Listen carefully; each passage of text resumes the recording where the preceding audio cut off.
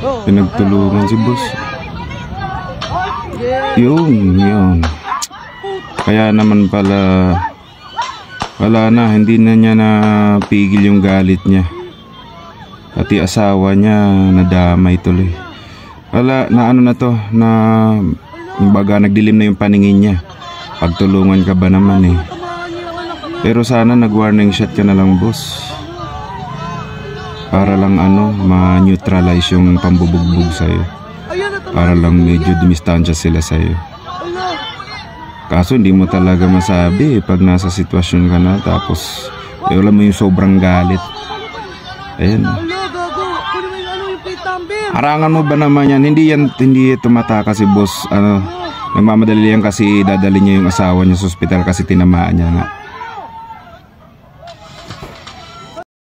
So ayun mga karabas, tungkol dito sa issue ng road rage sa kahapon Sunday dito sa Antipolo sa may Boso-Boso. Nabasa ko yung mga comments doon sa video. Ang istorya pala noon, itong dalawang hindi pa lang pala dalawang rider yun, parang grupo sila, mga taga Maynila daw. Tapos pag nandun sila, nagra-ride sila doon sa lugar na yon, nag-comment doon na ganun daw ang gawain noon na nanggigit-git, parang alam mo na, parang road trip. So nanggigit-git daw yung mga yon. Ngayon nagkataon kahapon nagit-git nila yung Fortuner, parang nasagi din yata nila. Tapos basa ko sa comment doon na yung mga rider pa ang matapang, na kinat nila yung Fortuner sa unahan para huminto. Tapos nagkaroon na ng komprontahan. Ngayon since mag-isa lang tong driver ng Fortuner, pinagtulungan siya ng mga rider. Pero sa nakikita dun sa video, parang dalawa lang yun, nagtulong sila. Binubugbog nila itong nakaputi yung driver ng Fortuner. Kasama pala nila yung pamilya niya. Siguro para protektan din yung pamilya niya, nagdilim yung paningin. Ayun, hindi niya na napigilan yung galit niya. May dala pala siyang baril, nilabas niya yung baril niya. Walang habas na pinagpuputokan yung niya. Not knowing na nandun pala sa harap niya, sa likod ng rider na binaril niya, nandun pala yung asawa niya. Yun ang natamaan. Kaya sa unang putok niya, umilag yung rider na binabaril niya. Sa asawa niya tumama. Pero sabi sa hita lang daw tinamaan. Tapos,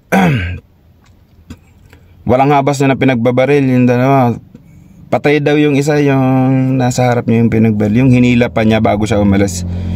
Hinila niya sa kalsada kasi dadaan niya, para makadaan yung niya, makaalis yung Fortuner niya. Yun, hindi pala yung tatakas. Kaya nagmamadali umalis yun kasi dadali niya sa ospital yung asawa niya kasi tinamaan niya nga. Kaya nung hinabol siya ng mga polis, in-intercept ng polis, hindi na siya masyado nagpahabol. Talagang minto siya. Pero siguro nakiusap sa polis. Saludo rin ako sa PNP kasi take over kaagad yung isa dun sa Fortuner para ipag-drive yung pamilya papuntang ospital para maanohan ng pangunang lunas yung nabaril na asawa. So yung nito, ang lesson nito. Driver din po ako, bumotor ako, nagda-drive din ako. Matagal na ako nagda-drive ng 4 wheels tsaka motor. So alam ko na yung mga mga kalakaran dyan sa kalsada. Unang-una na dapat mo talagang baunin pag nagda-drive ka is yung mahabang pasensya. Kasi iba't ibang driver ang makakaano mo dyan. Iba't ibang klase ng driver. Meron talagang mga balasubas, meron talagang barubal na mga driver, mga kamote. So, para dun sa mga rider, wag masyadong confrontational. Daanin lagi sa magandang usapan. Wag yung pag sugod ka agad. Wala magiging mabuting resulta pag pinairan nyo kagad ang galit nyo. Habaan nyo yung pasensya nyo kung maaari. Kahit alam mong hindi ikaw ang mali, pakalmahin mo yung sarili mo. Ako lagi akong ganun Pag yun nagkaroon din ako ng sitwasyon na kinat ako sa harapan. At sabi ko, ay boss, sorry. Kung yan. Pag inunahan mo ng ganon, lagi kong na-experience na ito, pag inunahan mo yung ganon, nagpakumbaba ka kaagad. Sila man ang mali o ikaw. Pag pinaunahan mo kagad ng pakumbaba, laylo ka agad yan. Yung pasugod na sa'yo, tapos ay boss, sorry ha. Gaganon mo. Ano ka agad yan? So, imbis na pairaling kagad yung galit niya, medyo medyo maglaylo. Sabi, hindi kasi boss, inano mo eh. Di nga, pasensya na kung ako ang mali. Sabi, gaganunin mo. Ganon dapat ang ang conversation. Hindi yung pag sugod ka agad, ganyan. Parehas may mali eh. Sa side ng mga rider, confrontational sila masyado. Kinat pa nila yun eh. Sila na ngayon nakasagi, sila pa parang sobrang yabang mo sa kalsada. Wag naman ganun, mga kapwa ko rider dyan ng motor. Kailangan may magpakumbaba eh. Doon naman sa driver ng 4 wheels, kay boss, driver ng Fortune. Unang-una dapat pag nasa kalsada ka, pag magdadrive ka, huwag kang magdadala ng kargada, huwag kang magdadala ng gamit.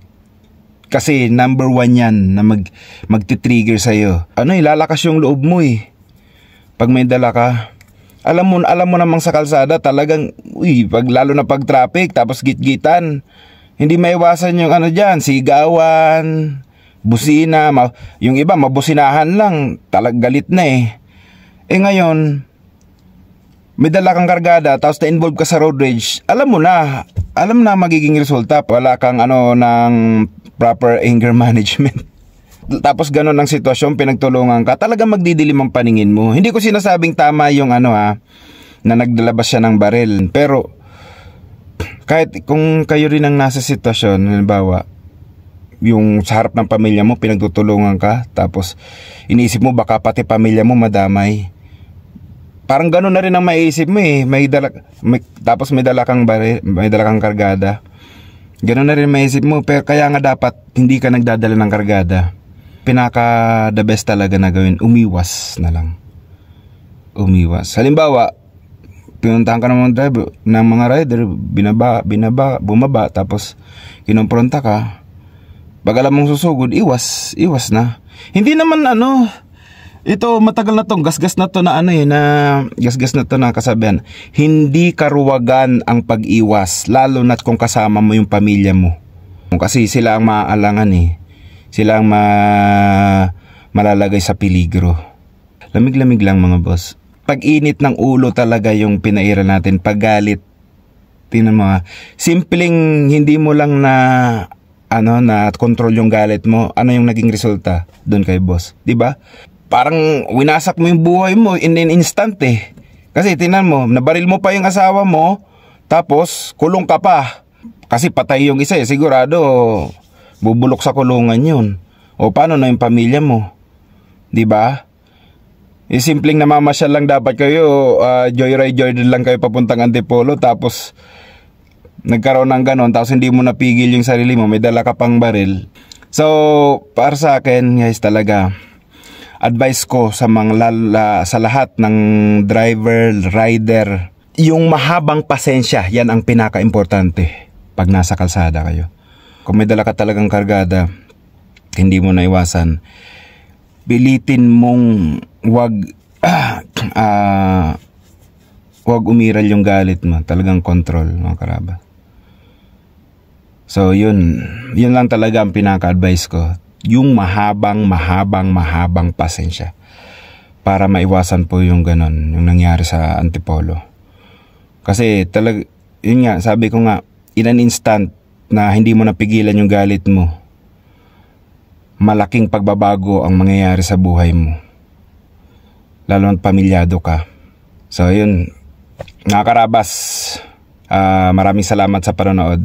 Ingat po tayo lagi sa kalsada sa pagmamaneho. God bless po sa inyong lahat.